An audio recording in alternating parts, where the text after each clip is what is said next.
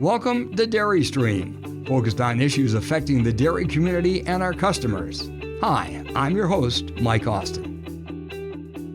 Well, welcome to another edition of Dairy Stream as we continue to look at COVID-19 and its impact on the dairy industry, and not only how the industry is responding, but the government as well. Joining us today, we actually have two guests. We'll be leading off with Aaron Stoffaker. He's the Associate Director of Government Affairs for Edge Dairy Farmer Cooperative.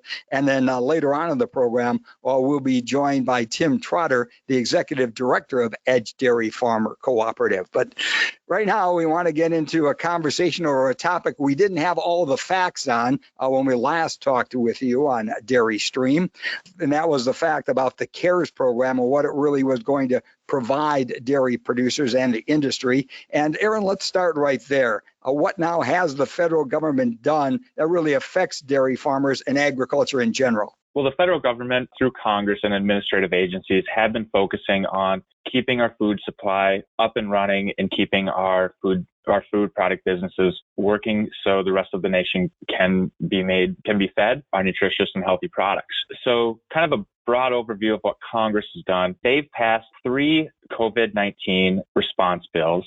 Two of them had specific provisions that farmers should really be paying attention to. And then this week, they are working on 4th package to remedy some of the inadequacies of the most recent federal response package that is known as the CARES Act that was passed in late March. Well, let's talk a little bit specifically about the CARES Act, the funding that now is provided from the USDA, and what other aspects make up the relief package as far as how they're trying to assist the dairy industry and help producers and processors keep their heads above water. So the CARES Act was passed on March 27th. And now we're about a month out from that. The CARES Act was ultimately about $2 trillion to cover all aspects of our nation's economy. It had certain programs for large businesses, small businesses, state and local governments, obviously a huge component for public health, as well as, the headline that has really taken over media, and that is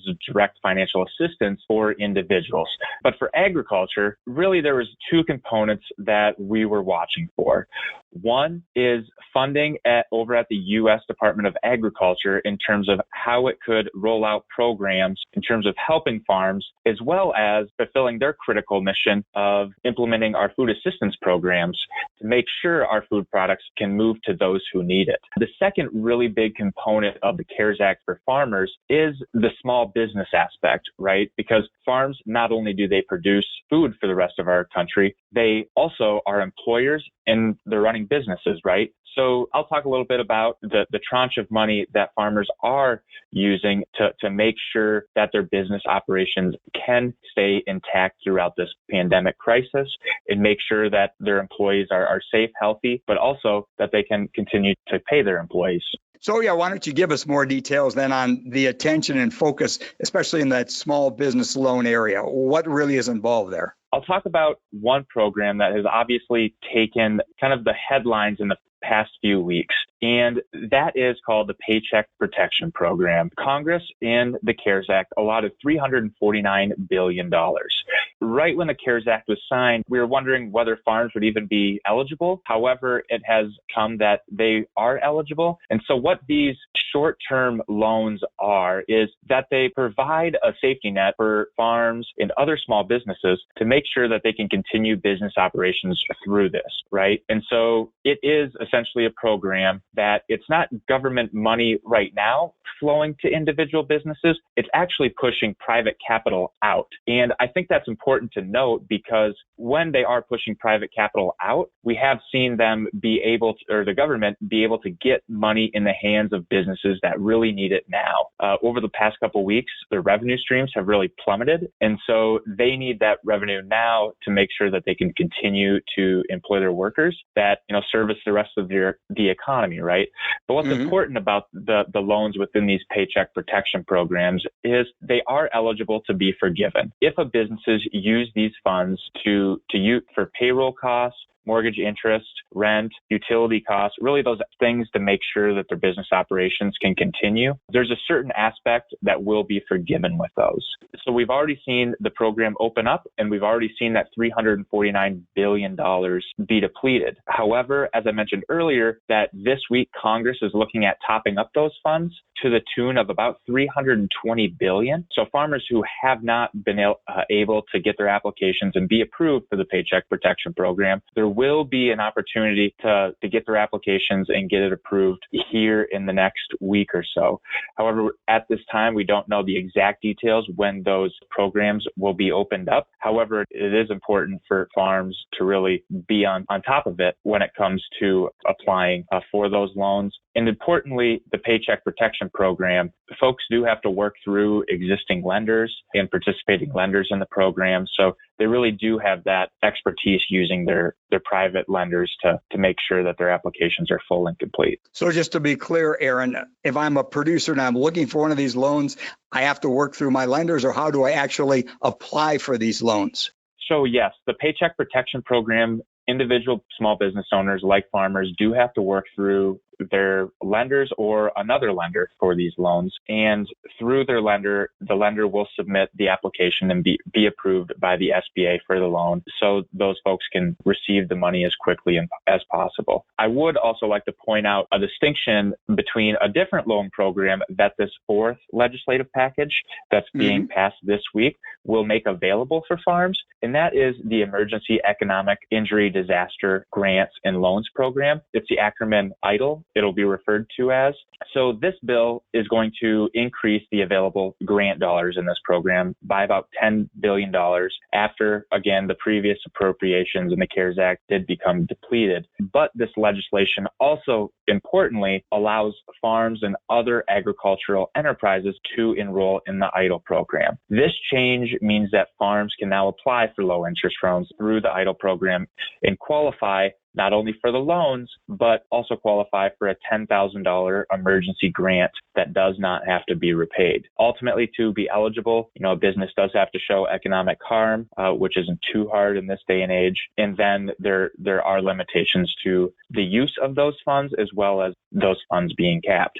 It is important to know that the EIDL loans, you do have to apply directly to SBA online. It's very easy to find that application portal. It's as simple as going to Google, typing in SBA EIDL loan program, and it'll be one of the first links that pops up. So that is an important distinction. Yeah, I didn't mean to interrupt you, Aaron, but if I'm listening to this, is that one of the programs I can apply for now, or is there a timetable I have to wait before I can start that process? As of right now, the portal does have to open back up because there is currently no funds in the program right now. So funds do have to be made available after congressional action. And then we expect the president to sign that fairly soon after. So it's Thursday today. The House is expected to take it up this afternoon, and we expect the president to sign it shortly thereafter. However, it's still a little bit of TBD in terms of when farmers and other small business owners will be able to go to that portal and submit their applications.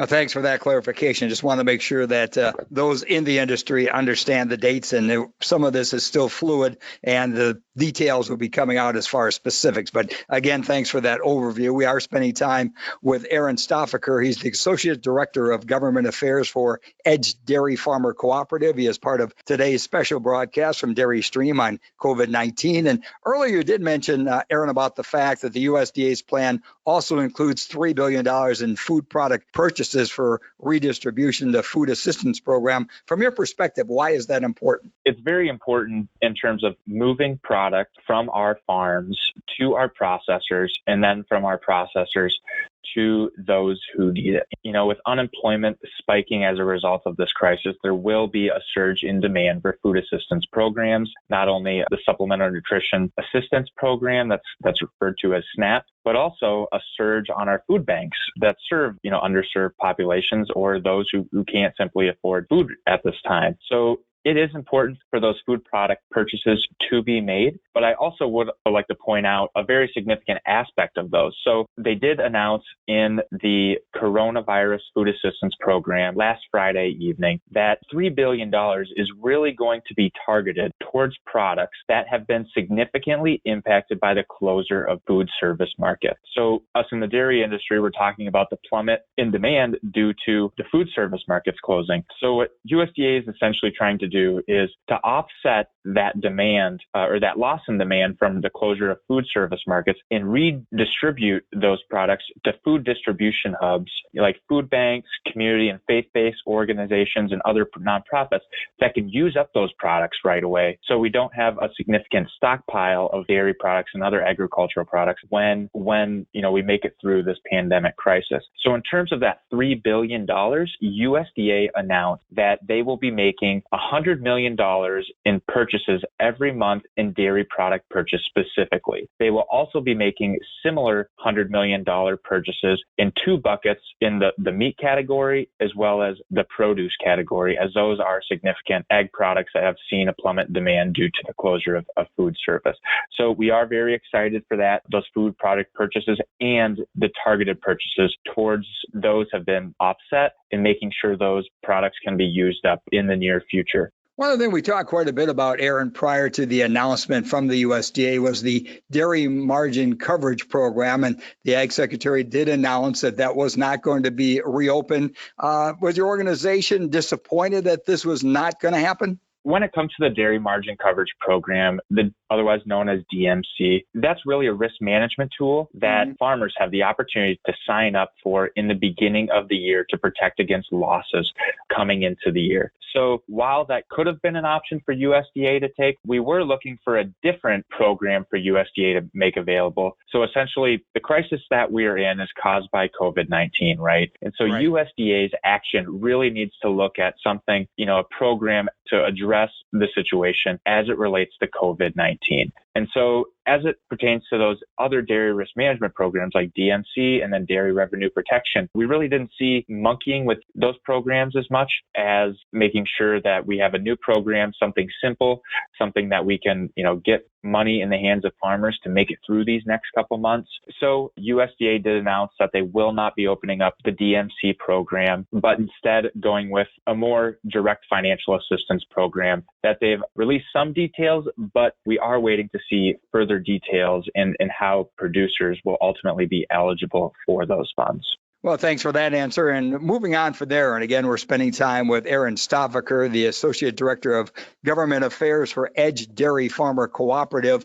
Let's look ahead. I mean, besides what you have announced and what is available now, in your perspective, is there any more you're hoping to see from the federal government coming? And if anything might be coming, what do you feel that is, and what do you feel is still needed? Right now, we're examining, what the program that USDA is going to be making available in the next, hopefully, few weeks, in making sure farmers have something going into the month of May. What we're hearing is the USDA is really making sure that the programs that they're working on, that farmers will receive that assistance at, towards the end of May. In terms of the program, the Coronavirus Food Assistance Program that the USDA rolled out last week, they made available $16 billion in direct financial assistance. $2.9 billion is going to be stemmed for dairy farmers, but it's also important to note that the CARES Act did allocate more money to the Commodity Credit Corporation, the CCC, for other financial assistance,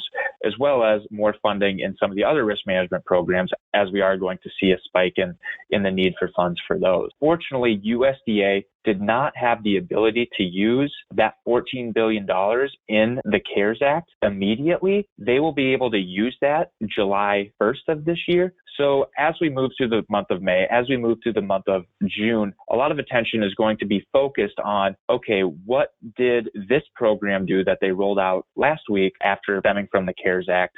and really be focused on that use of the $14 billion as it amounts to like, okay, what other programs can we make available for farmers so that they can make it through this crisis? The funds at hand, I believe the most recent number I've heard is that ag commodities across the U.S. and farmers are going to be losing upwards of $40 billion.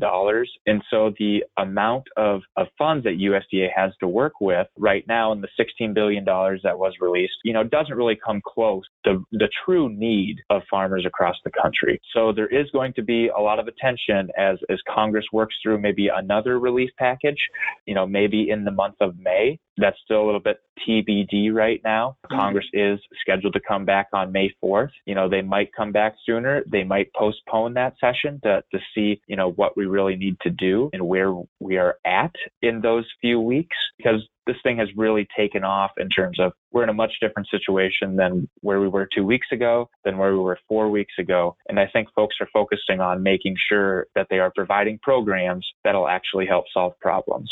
Well, Aaron, we certainly appreciate your insights here and providing clarification on some of the things that have been done, why they've been done, and how they're going to impact the industry, not only short term, but in some cases long term as well. We also are glad that you're kind of looking ahead to what else could be happening that will continue to provide some assistance during what, again, is a program, the COVID-19, that we really have no end date on. So still a lot of uncertainty, but thank you for answering a lot of questions and putting some light on some subjects that people wanted more answers for. Now, just in closing, if I'm a farmer and I want to keep up with everything that's going on in DC, what's your recommendation? Go to your website, or what kind of sources would you recommend? So EDGE, we do have a COVID-19 website that houses a lot of good resources. EDGE and DBA as an organization, we are, trying to keep our members updated whenever something significant happens out there. The ag media is doing a great job of covering what's available out there and what the government is doing. And we're trying to provide our insight there. But here in the next couple of days, we are going to see further action that farmers really should be paying attention to. And whether it's through our emails, listening to our podcast, listening to the radio, or just reading other general ag media, because everyone wants farmers to make it through this, right? And so there is a lot of information out there, and farmers really should be in tune to when more funds are made available as it relates to the small business loan programs, as well as programs that are going to be coming down as a result of the coronavirus food assistance programs, as we are awaiting more details on how those programs work and how farmers can sign up for those funds. Again, my thanks to Aaron Stoffaker. He's the Associate Director of Government Affairs for EDGE Dairy Farmer Cooperative. We appreciate all his insights and, again, casting some light on what is a very cloudy subject for many of us. And, of course, for a lot of you who are wondering what you can do, where you can get more information, well, taking that task is Tim Trotter. He's the Executive Director of EDGE Dairy Farmer Cooperative, and he's going to share those insights. I'm Mike Austin. More to come on Dairy Stream. And we'll be right back with our Dairy Stream podcast after we hear from our sponsor. Dairy farming is fundamentally changing, and dairy farmers are looking for progressive leadership, new approaches, and a louder voice. EDGE Dairy Farmer Cooperative makes that commitment. With members on all sizes of dairy farms throughout the Midwest, EDGE amplifies dairy farmers' voices, the voice of milk, in Congress, with customers, and in our communities. Driven by passion and innovation, EDGE delivers maximum value so our members succeed. Learn how we can work on behalf of farmers at voiceofmilk.com. Well, welcome back to Dairy Stream. Joining us now is Tim Trotter. He's the Executive Director of EDGE Dairy Farmer Cooperative, as we are looking at the EDGE's really service to its members and how members can get more involved as we continue to focus in on and try to keep you informed on COVID-19 and not only how it's impacting you, but how you can get involved in this battle as well. But first of all, Tim, I want to talk a little bit about the economic pressures that your members are actually feeling. And I mean, obviously, I know they must be nervous, they're concerned, but can you kind of explain and paint kind of the landscape of how people are feeling right now? Mike, I think the first thing, when we started into 2020, this was to be the rebound year for dairy. So I think when we went into, December, January, there was a lot of optimism. At Dairy Strong, we couldn't have had a better climate. I mean, people were excited. and then COVID hit. And I think it was one of those things that nobody could ever anticipate happening. So I think there's shock throughout dairy, throughout the whole world, throughout our whole economy. Dairy farmers, knowing that they were still trying to climb out of 4 years of depressed prices and red ink on their balance sheets. So this is definitely a stressor that they didn't anticipate, nor did their lenders. So I think this has added a lot of complexity, not only the fact that they're hurting right now, but we don't know how long this road's going to be. And unfortunately, many of them are, operating on shoestrings. And frankly, I think they're concerned, even they're trying to find money for inputs for their crops. Spring is a very labor-intensive, capital-intensive time.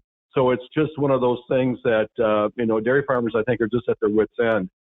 From an economic standpoint, I think they're all worried. I don't care what size farm you talk to, they all have concern. And the thing of it is, we don't have that blazing bullet to say that tomorrow morning things will return to normal, because I think normal is going to change throughout this process. Well, I know that Edge Dairy Farmer Cooperative has been working hard with producers, trying to keep them informed and trying to improve the dairy scenario. Can you highlight a couple of things as far as your approach to helping individual farms and also the dairy community in general?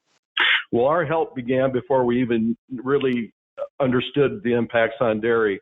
Our team meets every day talking about what can we do for farmers, anticipating that this might have happened. I think we were, really leaning forward, looking at this as a real threat. So we were, I think, kind of on the front end of this. We were already working to keep farmers informed, because there's several things that farmers are concerned about, not only the economic issues that we just talked about, but how do you keep your employees safe? How do you keep your farm safe? How do you keep your family safe through COVID? So I think we've been working really hard by, we have a landing page on our homepage with facts that, direct people to the right agencies to get the support they need. So we've been a resource hub through this whole thing, because that's what's really important. You hear a lot of rumors. You go on Facebook, there's a lot of things you don't know what you can believe. So our approach to this whole thing is to really making sure the information we're giving our farmers and processors are factual, and really trying to be proactive and really anticipating what will they need to succeed and survive this outbreak. We're spending time with Tim Trotter, the Executive Director of Edge Dairy Farmer Cooperative, and you are listening to Dairy Stream. And, I know your organization is known as the voice of milk, but you're trying, especially during this time, to make sure that voice is even louder and that the industry itself is speaking in one voice. Can you tell a little bit to the audience about how you're working with other groups, not only dairy groups, but agricultural groups in general? Everybody's in the same boat. We're all taking on water. We're all concerned where this is going to go. Unfortunately, this is hitting all sectors of agriculture, and this is worldwide, just not here in the U.S. So I think there's the need to understand that we all have to band together to make sure that agriculture is treated fairly, understanding that it's probably not doable to think that the government's going to make everybody whole. But we want to make sure that we get as much as we possibly can through programs and assistance, because all sectors of agriculture are suffering. And, we need the beef industry. We need the corn industry. We need everybody to be successful in this. Now, I know in our conversation with Aaron, he talked about the CARES program and kind of explained all the insights into that program so producers can better understand. When you talk about these strategies, who really makes the decisions and what are your resources? The decisions are really made at the board level, but we have an active EDGE policy team that, and even through DBA, our sister organization. So we have ongoing conversations with key influencers in our membership to talk about what really makes sense and what's going to help them. But the board ultimately is driving the ship here. Executive staff, we're just taking our cues from the board. They're very engaged. They're meeting several times a week to talk about options and strategies, because, it's ever changing, Mike. Every day is a new journey in this. And there's always a political undertow to everything we do in this world. So it's not only understanding practically what has to happen, but how do we get it worked through both parties? And that is an art form, and it's something you're always trying to master every day. And Tim, for those that may not be real familiar with your cooperative, you also, though, do have lobbyists available and that are sharing your voice both in Madison and in Washington, correct? Oh, that's correct. Yes, we have Michael Torrey and Associates. It's been on board with us going on 4 years now. Mike is boots on the ground in D.C.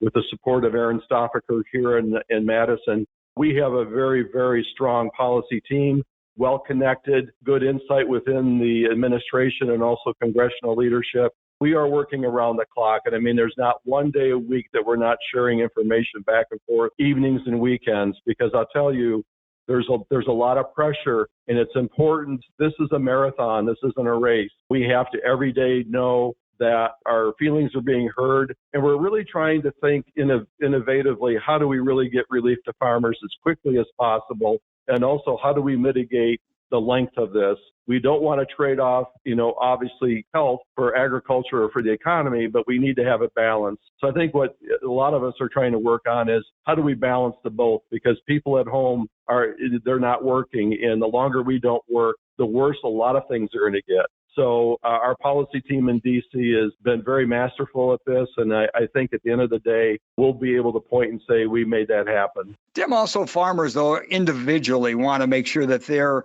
thoughts and their voice is being heard and that they want to be a part of this policy creation. You did say how your board and your committee basically puts things together, but if I'm an individual producer that's a member of the Edge Dairy Farmer Cooperative, how can I really get a bigger voice or have more input in that policy creation? Well, what's really awesome is, as I mentioned before, we get calls every day of what can I do? Best thing you could do is reach out to your congressional leadership, your people within the district, staff at all the offices. We are really good at getting the right information to people. We do member alerts very frequently to let farmers know what to communicate, what are the facts, give them the resources they need to take action on their own, but understanding what the strategy is of Edge. So I think our member communications is where it all begins and ends. It's a two-way communication that we fully understand what the concerns are of members, but also giving them an opportunity to have a voice. Because you're right, Mike. I mean, it's one thing if Tim Trotter or Michael Torrey calls a congressional leader, but it's another thing if our rank and file members do. And so I think that's one thing that Edge has really prided itself on is our ability to really mobilize our members and really give them the permission and the opportunity to do what they do best, and that's talk about how this has impacted their farms. Talking with today on Dairy Stream is Tim Trotter, the Executive Director of Edge Dairy Farmer Cooperative. And change has been a word we've been hearing a lot from all our guests and just in individual conversations. And the fact that things more than likely because of COVID-19 won't be like they used to be. So from your perspective, what kind of long-term fundamental changes to dairy policy do you see that could result from this crisis?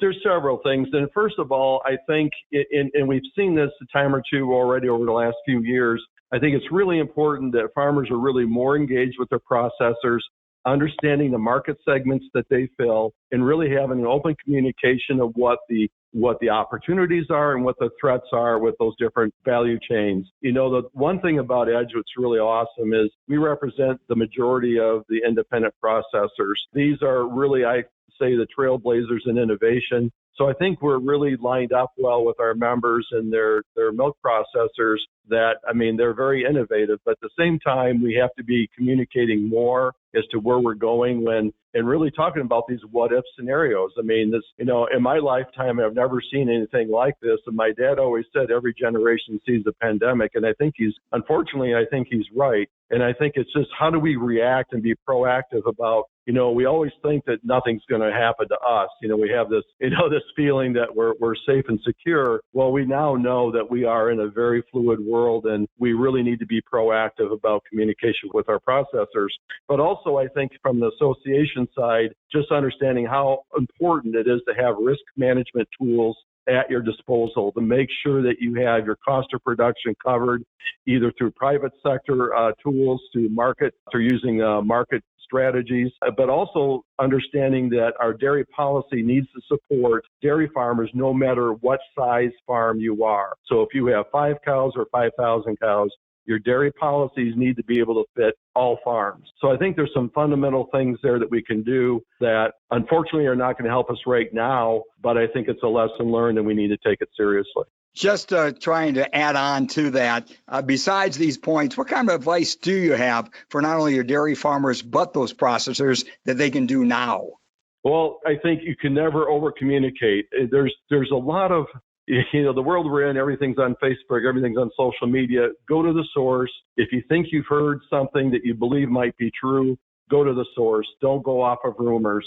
What's going on in our world right now is very real, but I want to make sure that when we're making policy decisions, when we're making very critical decisions on our farm, we want to make sure we have the facts and not, how the fish always gets bigger every time you tell the story. We need to make sure that we have the facts and what we can tangibly do to help. And I think if there's anything farmers can do right now is to stay connected, especially over the next 10 days, to really make sure the administration and Congress understands what our needs are and don't stop until we get it done. Again, this is a marathon. We have to be persistent.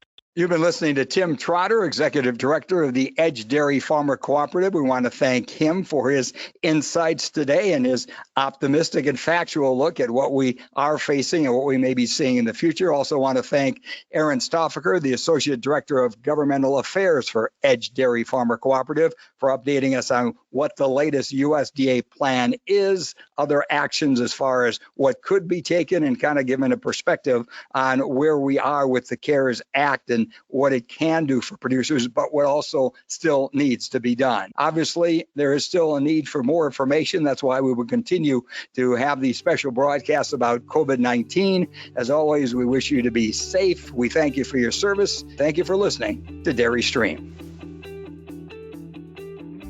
Hey, thanks for listening to Dairy Stream. We value your feedback, so let us know what you thought and what you'd like to hear by emailing us at podcast@dairyforward.com.